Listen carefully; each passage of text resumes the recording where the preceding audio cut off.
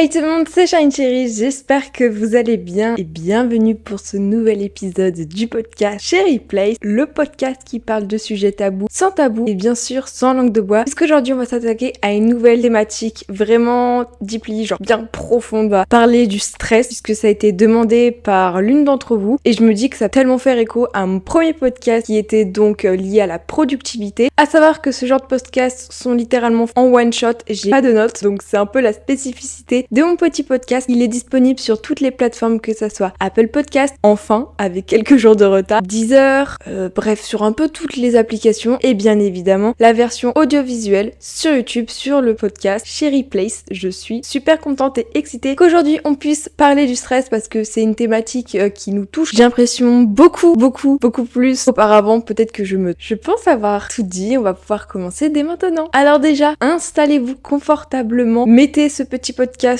en fond pour vous accompagner pour vos devoirs, pour votre vaisselle, pour votre ménage, pour dormir, je ne sais pas. Bref, aujourd'hui on va parler stress, qui me touche plus particulièrement, étant une grande stressée de la vie, mais ça depuis toute petite. Il y en a qui sont prédisposés à être stressés dû à leur environnement, à leur cadre familial, à leur santé, tout simplement. Il y en a qui sont plus stressés que d'autres et je fais partie de ces gens stressés de la vie, dû à mon enfance, dû aux épreuves de ma vie, je sais pas, je me sens pas trop légitime de dire que j'ai une sorte un peu de background parce que honnêtement, je sais pas, alors que oui, j'ai vécu des choses pas ouf, mais j'ai pas envie non plus de me définir par rapport à ça, même si les professionnels de santé me font bien comprendre que, voilà, ma vie n'a pas toujours été toute rose, j'en suis bien consciente aujourd'hui puisque j'en paye les frais. Bref, je vais essayer un peu de vous donner mes tips, mes conseils pour moins stresser et en fait, c'est juste aussi pour parler du stress, vraiment parce que on en parle, mais je sais pas, j'ai l'impression que personne n'en parle de la manière que j'ai envie qu'on en parle. C'est peut-être pas très français ce que je dis, mais j'espère que vous avez un minimum compris. Alors déjà, on va commencer par une petite définition de ce que c'est le stress. Pour moi,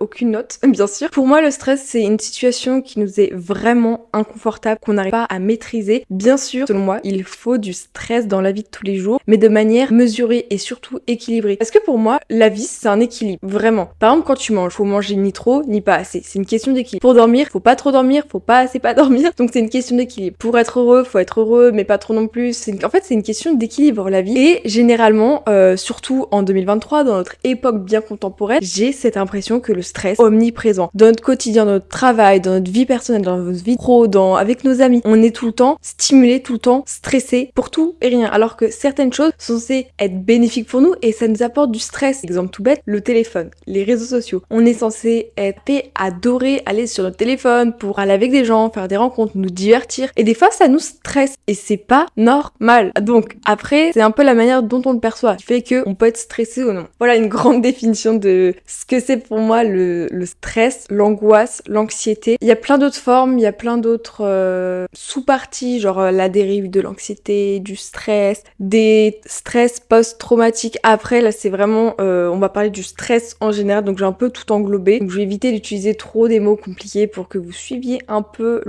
mon fil conducteur, sinon on ne va pas s'en sortir. Pour moi, une chose très importante à faire, c'est identifier pourquoi tu stresses. Exemple tout bête, tu fais une activité que t'aimes et tu te mets à stresser, à sentir une vague de stress, une vague de panique. Faut identifier pourquoi. Pourquoi est-ce que je stresse? Pourquoi par exemple je stresse quand je suis sur mon téléphone? Peut-être parce qu'il y a des statistiques derrière, peut-être parce que j'ai peur de recevoir des critiques. Là, tout est la subtilité. Peut-être parce que j'ai peur de sa réponse ou quoi que ce soit. Donc faut déjà savoir pourquoi tu stresses parce que des fois on se retrouve à stresser, on sait même pas pourquoi et je trouve ça complètement débile. Donc juste savoir pourquoi tu es dans cet état, ça peut déjà t'aider. Et ensuite, pourquoi tu es arrivé à cet état de stress après l'avoir examiné, l'avoir analysé, je ne sais pas. Là, désolé, mon cerveau est en train de divaguer, je suis en train de penser à la grève. Enfin, c'est vrai, des fois quand tu fais un podcast et que t'es déconcentré, enfin, c'est un peu la spécificité des gens un peu neuroatypiques, tout ça. Je suis pas diagnostiquée TDAH officiellement. Pour parler et en même temps penser à ça, bref, revenons à mon fil conducteur de on est tout le temps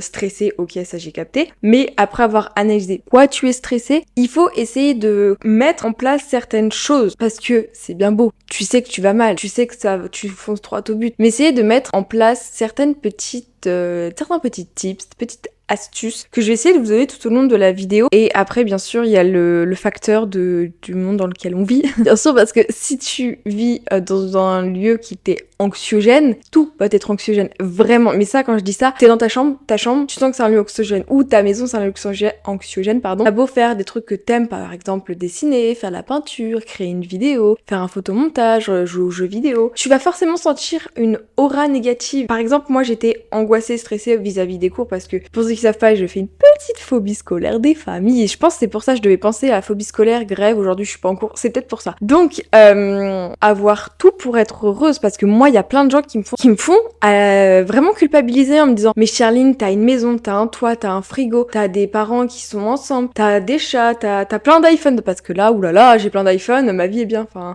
j'ai un minimum d'argent, je ne suis ni riche ni pauvre, je peux partir en vacances, je peux me payer des téléphones, je peux refaire un petit peu ma chambre, enfin voilà, je place genre moyen, aisé, mais pas trop aisé, mais pas trop moyen, enfin tu vois, genre on vit chill sans avoir de réels problèmes, et c'est une réelle chance. Mais quand dans ta vie, dans ton enfance, tu as vécu des choses qui font qu'aujourd'hui j'ai... Donc en gros, je vais essayer de le donner avec ma définition, c'est un stress omniprésent. Et c'est des choses qui par exemple aujourd'hui me poursuivent. J'ai vécu des sortes de traumas quand j'étais petite, qui fait par exemple aujourd'hui quand j'ai un professeur ou un adulte derrière moi, je me sens comme ça. Les profs parfois peuvent pas trop comprendre, mais quand un prof fait un geste brusque derrière moi, je suis comme ça, genre j'ai un stress sur les épaules, ça faudrait que j'en parle de ce stress sur les épaules, dû à des choses que j'ai vécues quand j'étais petite, que j'ai peur qu'on me frappe en me prenant par derrière. Et les gens, du coup, s'en rendent pas compte. Les personnes qui ont été la cause minimisent le fait. Donc, tu sens pas légitime de dire, je suis pas bien, je suis stressée. Parce que c'est du stress qui te poursuit encore aujourd'hui. J'ai des choses, donc, que j'ai vécues quand j'étais petite qui me poursuivent aujourd'hui alors que je suis bientôt majeure.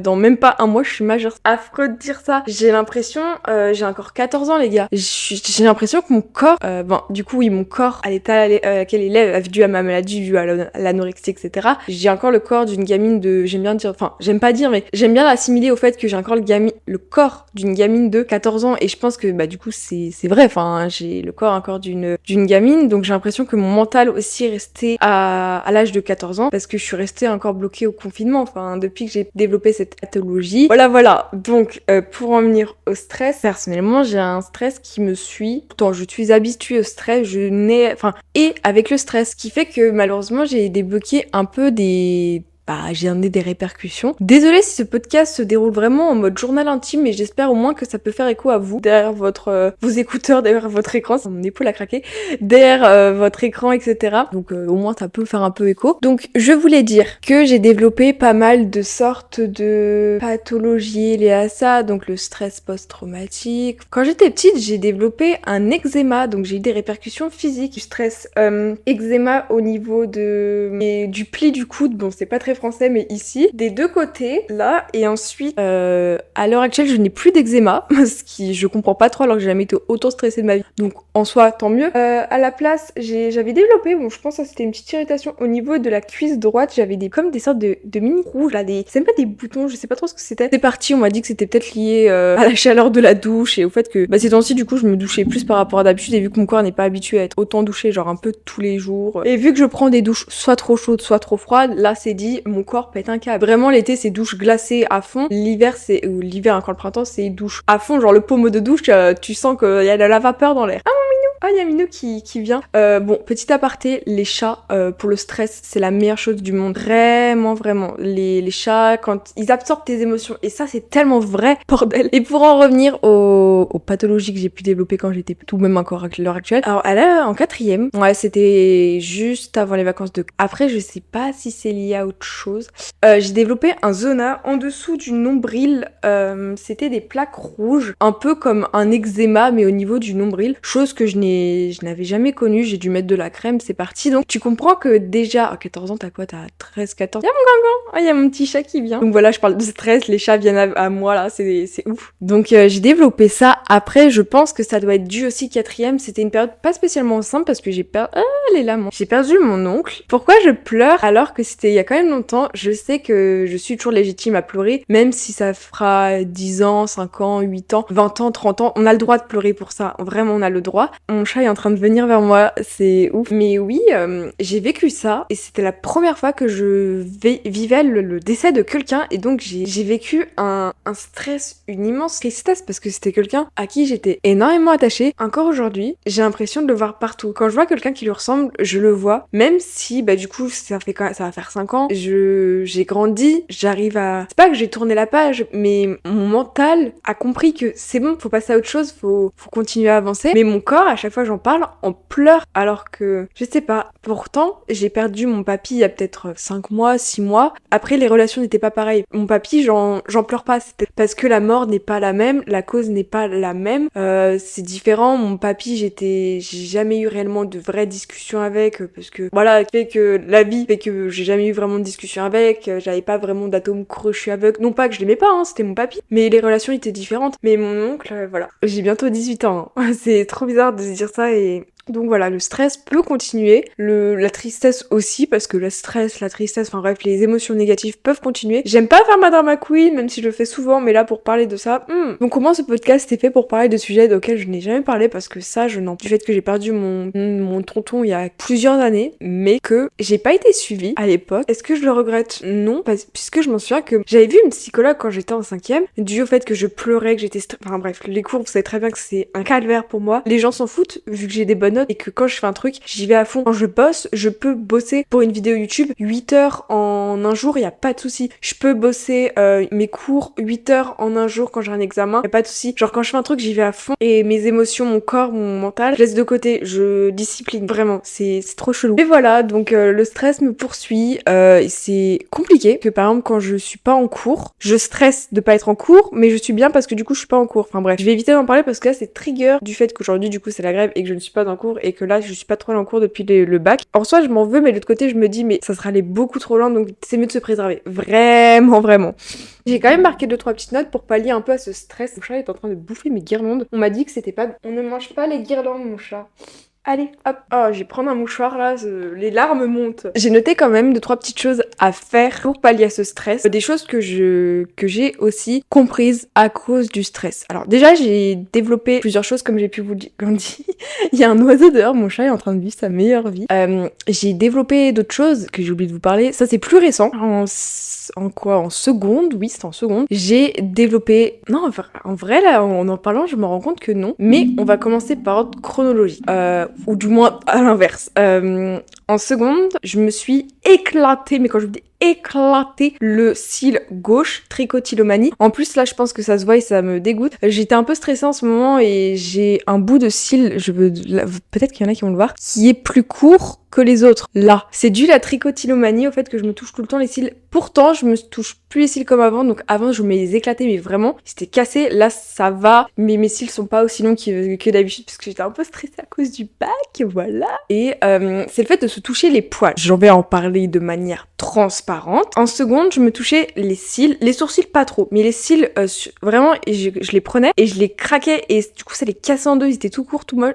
Ça me coûte rien d'en parler tellement que c'est trigger. Genre, j'ai déjà vu des meufs sur Instagram là s'enlever les cils. Ah, ça me dégoûte. Horrible, rien que d'y penser. Surtout le cil gauche, le droit un peu moins. Mais là c'est bon. Au lieu de me les casser en deux, genre je les remonte. Donc comme ça, genre je les coiffe. Donc ça les cassait plus. Au contraire, ça les remontait. Donc mais là c'est un petit peu revenu. Mais là ça va un peu mieux. Mais là en fait hier, là je me rends compte que je les ai vraiment bouchés. Mais je suis capable de me toucher les cils pendant toute une après-midi, pendant 2 heures. Là je m'en suis bien rendu compte parce que j'avais un petit cil qui était cassé en deux. Donc ça faisait comme un pic et du coup c'était trop agréable à toucher. Et on m'a dit ouais tu peux toucher je sais pas moi les poils d'une peluche, mais c'est pas pareil vraiment. Et sinon pour en revenir à la tricotylomanie qui est vraiment c'est me toucher les poils, mais quand je vous parle des poils c'est les poils de tout et je m'en rends compte, c'est peut-être trigger warning, peut-être gênant, je sais quoi, mais quand je parle de tous les poils du corps, ça a commencé vers l'âge de je dirais 12 ans. Je voulais comprendre lesquels et je m'en suis rendu compte qu'il y a pas très longtemps que c'était aussi la tricotylomanie, mais pas aux mêmes parties du corps. Et même encore à l'heure actuelle. Et ouais, je m'en rends compte. J'espère ne pas être la seule. S'il y en a qui souffrent de tricotylomanie, tous les poils du corps en intégralité, et vous avez bien compris d'où je parle aussi, dites-moi moi que je ne suis pas la seule, parce que c'est honteux d'en parler en fait. C'est pas honteux parce que t'y peux rien, mais oui. Donc je me touche à 2 petits du corps, donc cils, et vous avez compris, et ça depuis l'âge de 12 ans. Et j'ai rajouté les cils à partir de 2020. Donc une petite pathologie en plus due au stress. Il y en a beaucoup qui me disent ouais mais Chérine tu devrais utiliser une balle anti-stress, mais les gars, c'est pas corporel. Comme quand on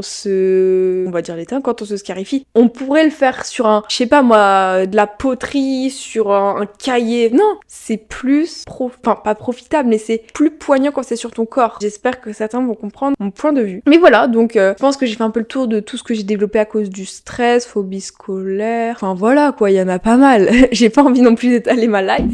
Mais j'ai noté 2-3 petites choses qui peuvent potentiellement vous aider pour toutes les personnes stressées, des choses que j'ai pu mettre en action. Alors, déjà, première chose, quand tu es stressé et que tu souffres de trichotillomanie et que du coup, tu veux avoir comme un effet placebo, pas régler l'effet de trichotillomanie, mais pour améliorer ce que t'as cassé, donc c'est-à-dire tes poils, tes cils ou quoi que ce soit, je vous conseille un sérum, de base, j'en parle tout le temps, c'est un sérum pour toutes les personnes qui ont souffert d'un cancer pour faire repousser leurs poils, leurs sourcils, tout ça.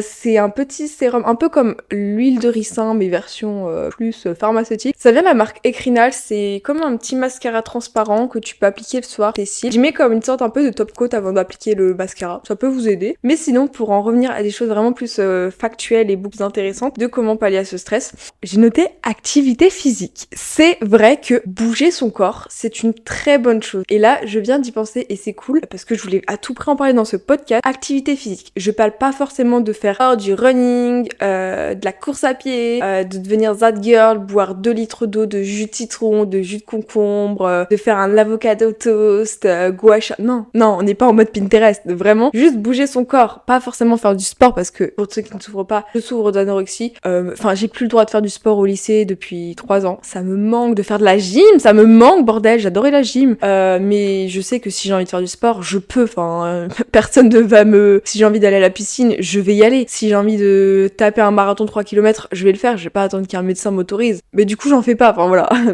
Mais ouais, j'aimerais bien... Là, j'ai envie de reprendre un peu... Pas forcément la natation, mais... En fait, j'ai envie d'être cet été de nager dans l'eau. Vraiment nager, là. J'ai un besoin de nager, d'aller à la plage, à la piscine. Oh, à la piscine, j'ai trop hâte parce que l'année dernière, je suis allée qu'une fois à la piscine de ma cousine, genre. Alors que l'année d'avant, j'y allais plein de fois. Enfin, vraiment, il faut à tout prix que je retourne à la piscine de ma cousine, juste nager, là. Vraiment bouger son corps, sentir bouger son corps. Faire une hier, par exemple, avec ma mère, on a fait une balade autour du thé de maison, comme on dit. Juste faire un petit tour, ça dure même pas 20 minutes, mais tu sors, quoi. En plus, les jours commencent à être de plus en plus grands et c'est trop agréable. Et ça fait du bien, mais vraiment. Le yoga, il y en a beaucoup qui en parlent, le yoga. Peut-être, hein, c'est ma prof d'anglais, elle m'a dit le yoga, j'adore ça. Bah écoute, tant mieux. Moi, j'en ai jamais fait. Si, j'ai dû tester une fois un cours de yoga, mais c'était pas adapté pour des personnes âgées, donc c'était pas trop pour moi. C'était en quelle année que j'ai fait ça? En sixième, il me semble bien, ouais. Mon dieu, que ça date. En 6ème. Bon, j'ai pas de souvenirs, hein, mais si, j'ai des souvenirs du fait que quel jour c'était, quelle heure c'était, avec qui j'étais, où j'étais placée. Enfin, oui, je m'en souviens, mais ça va pas c'est pas très transcendant pour moi, cette activité. Donc, passons à autre chose. Mais voilà, trouver son activité physique ou trouver son petit moment de self-care, ça peut faire du bien. Vraiment, ça réduit le stress. Et ça, je suis bien d'accord. Pour en revenir au yoga, le fait de méditer, les gars, j'ai écouté des conférences de... Peut-être qu'il y en a qui connaissent la tiktokeuse Gamze. C'est une entrepreneuse tiktokeuse. Hier, il y avait la même conférence de Yomi Denzel. Enfin, c'est un peu les plus connus sur TikTok. J'ai pas assisté à la conférence de Yomi Denzel, j'aurais dû, mais j'avais pas envie. En gros, il montre un peu des tips pour devenir entrepreneur, avoir le mindset de toujours réussir et tout. Et il commence déjà par changer son état d'esprit en méditant, en prenant du temps pour soi le matin. Et juste méditation et tout, enfin, affirmation positive, aide à avoir un meilleur état d'esprit, à moins être stressé et y aller à donf. Et ça rejoint un peu la thématique de la productivité, donc les deux sont un peu reliés. Une pierre deux coups, ça peut être une bonne idée. La méditation. On m'a surtout parlé aussi de cohérence cardiaque. Ma CPE m'a parlé de cohérence cardiaque avec Petit Bambou, je pense qu'il y en a beaucoup qui doivent connaître. C'est tu adaptes ton rythme cardiaque pour déstresser. Franchement, le rythme cardiaque et la respiration, c'est la clé de tout pour pallier au stress. Ça, on en est d'accord. C'est Tu inspires, tu expires, tu prends ton temps, tu examines. Il y a aussi une technique qui est quand tu es en crise de panique, en crise de stress ou quoi que ce soit. Je n'ai plus le mémo technique, mais je crois que c'est tu analyses 3 choses autour de toi, tu identifies 3 couleurs différentes, 3 senteurs différentes, enfin ce genre de choses. Peut-être que ça peut fonctionner pour vous. Moi je vais pas vous mentir, quand je suis en stress, je pense forcément à ça en premier. Moi je suis la tête dans le guidon, tu peux me dire tout ce que tu veux, ça passera pas, je suis désolée. Donc les respirations profondes, ça peut aider. Ensuite, pour pallier au stress, la gestion du temps, parce que ça c'est un truc de ouf, parce que quand t'es désorganisé, le stress s'empare de toi, donc la procrastination. J'en fais pas partie de ces gens qui procrastinent, enfin du moins j'en souffre pas, donc j'ai envie de te dire c'est l'essentiel. Peut-être que je procrastine, mais je sens que ça ne m'en fait pas souffrir, donc l'essentiel est là. Je suis pas là à remettre mes devoirs du jour au lendemain, enfin, ça c'est la pire, ça c'est pas du tout mon type là. Les gens qui font leurs devoirs le dimanche soir, je sais très bien, il y en a peut-être qui vont écouter ce podcast le dimanche soir, ils vont avoir un gros stress à cause de moi. C'est pas mon but, chacun son organisation, mais moi, faire ça le dimanche soir, ça n'existe pas, enfin moi je m'y prends. Au contraire, trop à l'avance, du coup je stresse encore plus longtemps. Donc en soi, chacun sa méthode de productivité et tout, comme j'ai pu le dire, j'ai fait un podcast lié à ça si ça vous intéresse. Mais moi, j'ai besoin d'être organisée en mode to-do list à fond, en mode idée de vidéo, YouTube à fond. Moi je note tout dans mon téléphone. J'ai une application qui s'appelle Notion pour du coup, comme je l'ai déjà dit dans un précédent podcast, pour mon organisation, ma productivité, afin de limiter le stress. Comme ça je sais aujourd'hui je fais ça. Après par exemple là, vu que j'étais un peu moins en cours, c'était un peu plus chill, il y a plus un peu moins la pression du bac, les vacances qui arrivent demain. Par exemple là, vu que je suis à la maison, j'ai pas besoin de me dire aujourd'hui je dois faire ça pour mes réseaux, je dois faire ça.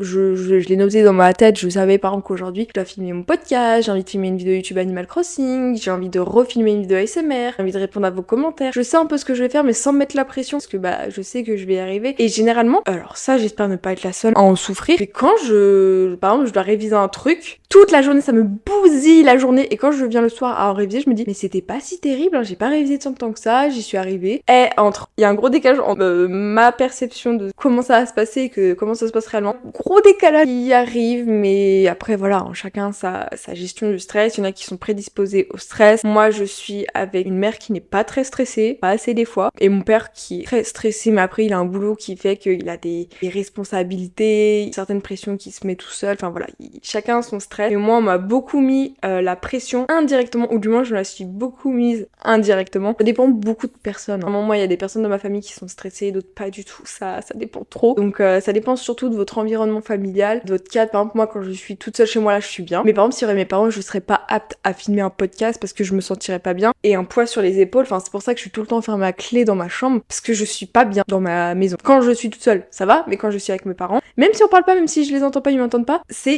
j'appelle ça comme une aura. J'espère ne pas être la seule. Une aura. Hier j'avais surtout ça quand je suis allée me balader avec ma mère, parce que du coup je suis en pleine crise d'angoisse à cause du fait qu'aujourd'hui j'ai pas en cours, je suis pas horrible, bref j'ai pas envie d'en parler. Je sentais comme une aura noire. C'est cette image que j'avais de moi, genre à l'intérieur de moi j'étais pas essoufflée, mais j'avais comme une envie de, c'est peut-être bizarre ce que je vais dire, de régurgiter cette noirceur que j'avais en moi. Bien sûr que non, j'allais pas vomir, je sais pas, enfin j'ai jamais vomi, je sais pas ce que c'est. D'évacuer par tous les moyens, que ce soit en haut, en bas, que ce que tu veux, cette noirceur de moi, de stress, c'était horrible. C'est un handicap au quotidien, le stress. Bien sûr qu'il faut du stress, et pendant quelques temps j'ai pas ressenti ce stress d'excitation, parce qu'il y a le stress de pourrir la vie, et il y a le stress d'excitation.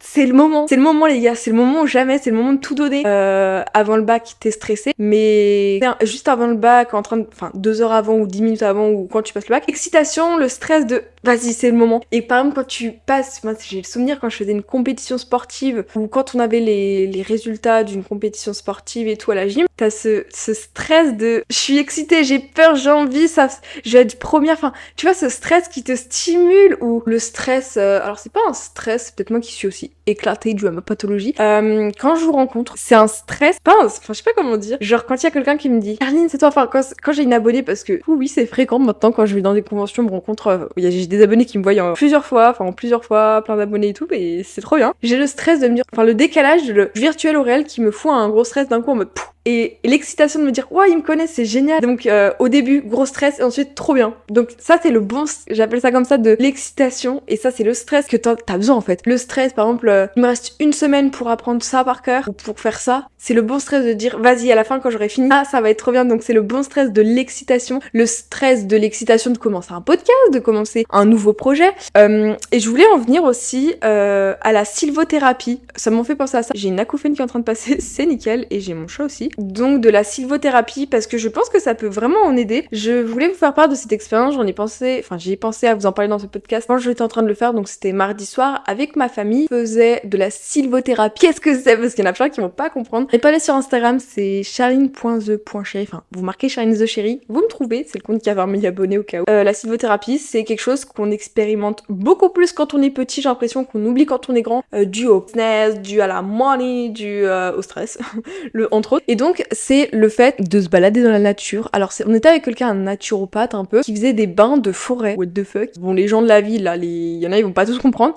Pour ceux qui connaissent Chambéry, j'étais en dessus du Carré Curial, on a fait ça. C'est juste à côté, il y a une cascade avec de la nature et de la forêt. Genre, waouh, en pleine ville, à Chambéry, t'as littéralement de la nature, c'est fou ça. Et donc, oui, on a pu expérimenter la sylvothérapie et c'était trop bien. Donc, en gros, le fait de se balader en pleine nature, au contact de la nature. Il faisait froid, donc on n'a pas pu faire en pleine condition, mais normalement, t'es censé le faire pieds nus. Première chose qu'il a fait, on était dans un endroit, il nous a un peu expliqué tout ce qui est en rapport avec la naturopathie. Exemple, la saison des reins, l'hiver, la saison du foie, c'est telle période de l'année, que notre corps est basé sur les saisons. Or, dans notre société de merde, que la génération de nos parents et grands-parents ont totalement niqué et on va en subir les conséquences. Merci vous. Eh bien, autrefois, à l'époque, la vie était basée sur les saisons. Les fruits, les légumes, la nature est basée sur les saisons. Enfin, les arbres, les fleurs et tout être vivant est basé sur les saisons. Or, nous, on a perdu cette habitude parce qu'en hiver, on doit être aussi productif qu'en été, donc au bout d'un moment. Et il parlait comme quoi le printemps, c'est la saison de commencer les nouveaux projets. Beaucoup qui m'ont dit, mais Charline, t'es pas censée commencer ce podcast en juin et tout? Bah écoutez, oui, je l'ai commencé plus tôt parce que nos printemps, c'est nouveau. J'ai commencé ma chaîne YouTube ASMR au printemps, c'est nouveau. J'ai commencé mon podcast au printemps, c'est nouveau. Enfin, c'est le moment où tu dois mettre en place les nouvelles choses. Exemple, il m'a expliqué que en hiver, tu te reposes et tout, t'es un peu en arrêt, tu continues ce que tu fais, ok. Printemps, tu mets en place les actions que t'as pensées en hiver. En été, tu les prolonges. En automne, tu ralentis un peu. Enfin voilà, un peu comme le rythme des saisons. Et donc notre corps est basé sur ça. Comme j'ai pu le dire, notre vie est basée sur... Enfin, nos organes sont basés sur ça. J'ai plus trop les termes, mais par exemple, imaginons le cœur, c'est l'été. Le foie, c'est l'automne. Enfin, tu vois. Donc il y a certains organes de ton corps qui sont sollicités à certaines périodes de l'année. Important de le dire. Donc voilà ce que c'est en été pour la partie un peu théorique de la sylvothérapie. Par exemple, faut se faire des salades d'herbes, des salades de fleurs. Enfin, tu vois, des trucs bruts, à l'état pur. Au lieu de bouffer nos cookies de merde, là. Génération, bref. Voilà. Et ensuite, on est parti se balader en forêt. Ça a duré jusqu'à 21h, les gars. 21h, j'avais froid. Donc, première chose, c'est, il nous explique un peu le cadre et tout, c'était sympa. Première chose qu'on doit faire, on met nos deux mains sur le sol, donc un peu terreux. Et ensuite, tu ne réfléchis pas, enfin, c'est impossible de pas réfléchir, mais tu essaies d'enlever tes pensées, t'essaies de pas trop aller trop loin dans tes pensées. Et tu restes connecté pendant peut-être 1 ou 2 minutes avec tes mains au sol. Le mieux, c'est de le faire avec les pieds nus au sol. Mais voilà, on pouvait pas. Et je vous assure que moi, j'ai vraiment ressenti un bienfait parce que j'étais stressée, j'étais surtout fatiguée parce que, vive ma maladie. Enfin voilà, nickel. Et je vous assure, tu ressens un bienfait. Ensuite, on a continué à aller un peu plus haut, on entendait le bruit un peu des oiseaux. Et moi, je me rends compte que la période de l'année que j'aime le plus, honnêtement, juin, quand il y a les petits oiseaux là qui chantent. Bon, j'espère que vous entendez pas trop le bruit des travaux. Je pense que vous devez l'entendre, mais bon, ils font des travaux. Mais c'est le bruit, c'est peut-être pas fou, mais tu sens que c'est l'été. Quand les tracteurs dans les vignes passent le pesticide. Je sais que c'est pas fou, mais tu sens que c'est l'été, tu sais que c'est juin. Donc ça, c'est ouf. Tu dis, oh my god. Et que tu sens un peu la brume, ça me fait penser au tableau de Claude Monet. Je sais pas pourquoi, ça me dégage un mood. Genre les tableaux de Claude Monet que j'ai étudié en art. Pensez où là, t'es en juin, c'est le matin, je dors chez ma mamie, je me réveille le matin. Gros petit déjeuner copieux comme une bonne mamie ferait. Je jouais à Animal Crossing New Leaf, Alors, les musiques d'Animal Crossing New Leaf de 8h, 7h du matin transcendent dans un mood. Je n'ai même pas, ça me rapporte à une époque un peu nostalgique, donc voilà. Bref, revenons-en à la sylvothérapie, je pars trop loin dans mes pensées. Donc voilà, ça te rapporte à une sérénité profonde, vraiment. Et ensuite, il nous a dit, on était dans la forêt avec des arbres, il nous dit, choisissez un arbre. Mais pas genre choisissez un arbre joli. Allez à l'arbre qui vous appelle. Il y avait plein d'arbres devant toi, tout le monde prenait son arbre, moi j'étais celui-là. J'ai pris cet arbre qui était à côté de celui d'une de mes cousines. Et en gros, il nous a dit des choses. Non mais vous allez me prendre peut-être pour une tarée. Et c'est le concept un peu de Solange Rivière-au-Fil, hein, mais je vous assure, punaise, c'est les meilleurs jours de leur tête. Après. Vraiment, les gens connectés à la nature, c'est les meilleurs. Parce que là, vos influenceurs, j'ai la meilleure vie. Non mais là, t'es à Dubaï, tu fais chier le monde avec tes influenceurs. Oh, bref.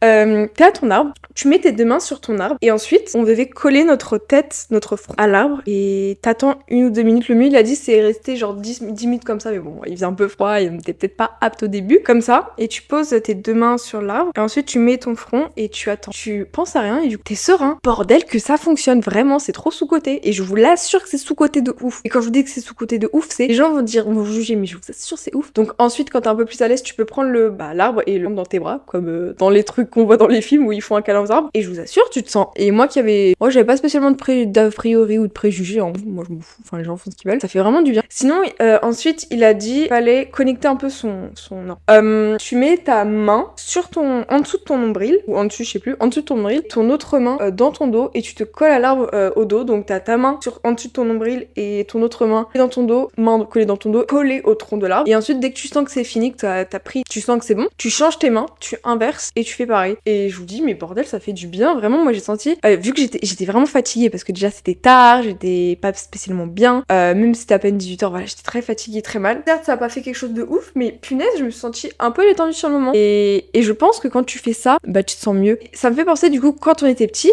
moi quand j'étais petite, j'étais souvent dehors avec mes cousins et tout le mercredi après-midi. En fait, on faisait un peu de la sylvothérapie parce que t'étais dehors, t'étais avec les arbres, tu jouais dans les arbres, t'es connecté à la nature et on était pas stressés et on était heureux. Moi, j'étais plus heureuse quand j'étais petite à ce moment-là. Bon, ça dépend avec qui, mais j'étais contente d'être avec mes cousins, d'être dans la nature, d'être dehors, que j'adore aussi jouer avec mes cousins maintenant à l'heure actuelle, à jouer à Mario Kart et tout avec nos consoles, mais c'est stressant, surtout que t'as les ondes du téléphone, s'il y en a qui sont hyper sensibles des ondes téléphoniques, des ondes nucléaires et tout, horrible la vie, horrible. Mais voilà, aussi ne pas dormir avec son téléphone la nuit, même tout simplement parce que des fois c'est un peu mental, je pense beaucoup que c'est mental, mais quand j'ai aucun écran à côté de moi, mon cœur il est plus léger, alors c'est sûrement mental, mais voilà, et surtout que pour en revenir à la nature, quand on était c'était genre le soleil était en train de se coucher, il devait être je sais pas 20h, 21h, bref. Tu vois le soleil se coucher, on est tout seul dans la nature, t'entends le bruit de la cascade, au-dessus un peu de la ville, mais du coup tu vois les immeubles en face de toi et tout, et même la ville semble calme, ma tati l'a dit, je trouvais ça vrai, genre le monde semble calme et ça fait... Donc ouais, franchement se reconnecter à la nature, à la sylvothérapie, c'est un truc que je vous conseille de fou bordel, c'est sous-coté. Est-ce que je compte le refaire? Bon cet été je pense oui, aller un peu prendre plus le soleil parce que même si je suis pas une meuf beaucoup le soleil parce que ils aiment pas bronzer, mon corps n'aime pas bronzer plutôt parce que je prends pas de coups de soleil, ou du moins quand j'en prends c'est pas violent, j'ai pas une peau blanche rose bif et tout, j'ai une peau, j'étais petite mais je devenais noire, genre je changeais d'ethnie, j'étais abusée. Maintenant j'ai perdu l'habitude, mon corps il fait des réactions au soleil, c'est-à-dire que j'ai ma peau elle gratte, elle devient elle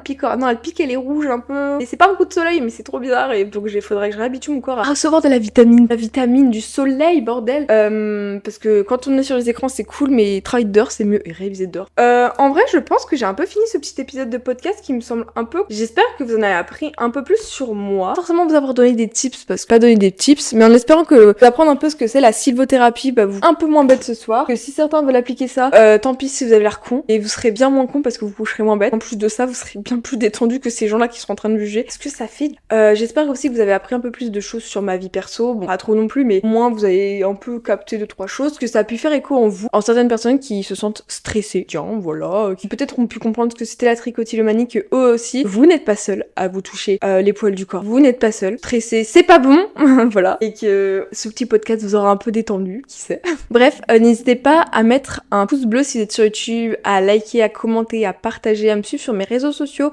TikTok, Cherry Place Podcast, Instagram, Cherry Place Podcast. Trop envie de vous faire un peu des fiches, des carousels en mode développement personnel, parce que j'aime trop, c'est trop bien le développement perso là, j'ai trop envie. Aussi, si vous êtes sur Apple, Discord non, et sur Deezer et tout, bref, mettez-moi des bons commentaires, je voudrais que j'aille voir un peu ce que j'ai senti de mes petites choses. Vous avez été des milliers à écouter mon podcast, vous avez été des milliers, genre des milliers sur toutes les plateformes, des milliers. Ah, c'est énorme, je m'attendais. Au début, je disais j'aimerais bien qu'il y ait un peu plus que 600 personnes qui écoutent. Eh, les gars, vous les avez défoncés les 600 personnes, vous êtes 10 fois plus. En espérant aller super loin grâce à ce podcast, à ce format. Venant d'une adolescente de 17 ans, j'ai pas la prétention d'être la meilleure podcasteuse du monde. Sur ce, on se retrouve tous les dimanches à 10h pour un nouvel épisode de podcast. Sur ce, chat monde, c'était Charline Cherries, votre host de votre podcast Cherry Place. Bisous bisous.